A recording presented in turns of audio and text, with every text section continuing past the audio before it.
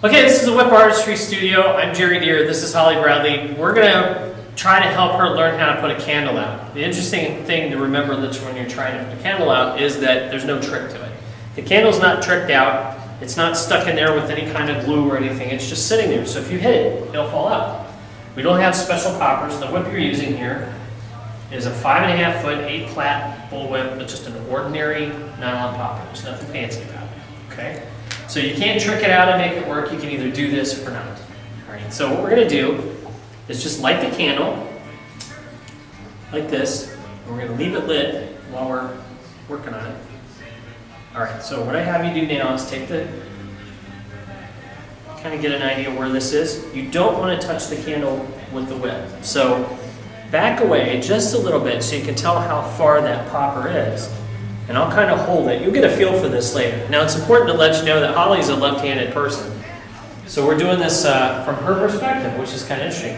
You want to line that left hand up with the candle. Just have an idea like you were doing any other kind of target. Okay? Now when you crack it, you're actually going to crack the whip just a little above and behind it. Okay. Right? You've got a space about the size of a nickel.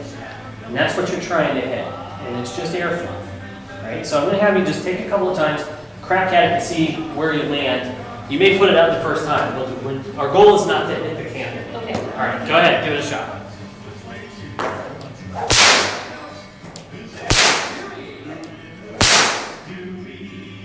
You got the wax, but that's not bad for a first run. All right, so what that means is you're probably just hitting her too close. Okay. All right, so let's try it again. Same way. You did get the wax a little bit, but not very much. That was pretty good. And our goal, I should also point out too, we're using regular utility candles. There's nothing fancy about these, as opposed to these little votive candles.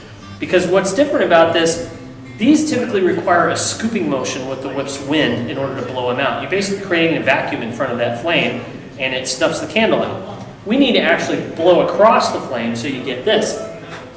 And you'll see the smoke go away from you once you blow it out. Essentially, this one is easy. We're going to do it the hard way. All right. You saw them do these kinds of candles in The Mask of Zorro. Anthony Hopkins with his whip cracking those out. Those were tricked out by the stunt and the prop people. These you can do just like you did there a second ago. Let's try it again.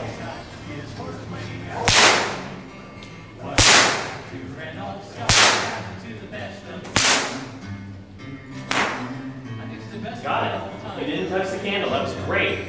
Now, the difference was when you hit that one, you actually got a little more air, excuse me, a little more air, but you didn't get cracked. So we have to do it. Okay. All right, let's try it one more time.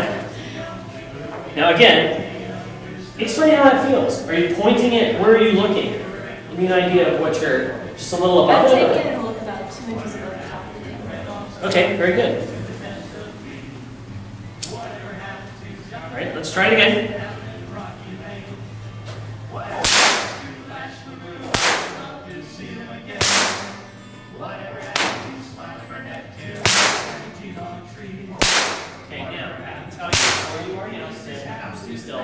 You were getting a good wind across it, so your crack is consistent. You're coming down in a nice straight line right here, but the wind is going by. You're a little too far away. Now this takes a little practice. You're not going to know where this is until you get comfortable with it and just get a feel for which whip. And I should point out also, she's not used to this whip. This is one of mine, so it's a little bit different for you. You're used to a nylon whip. So let's try it again. Get a little bit closer. Yep, move yourself in just a hair.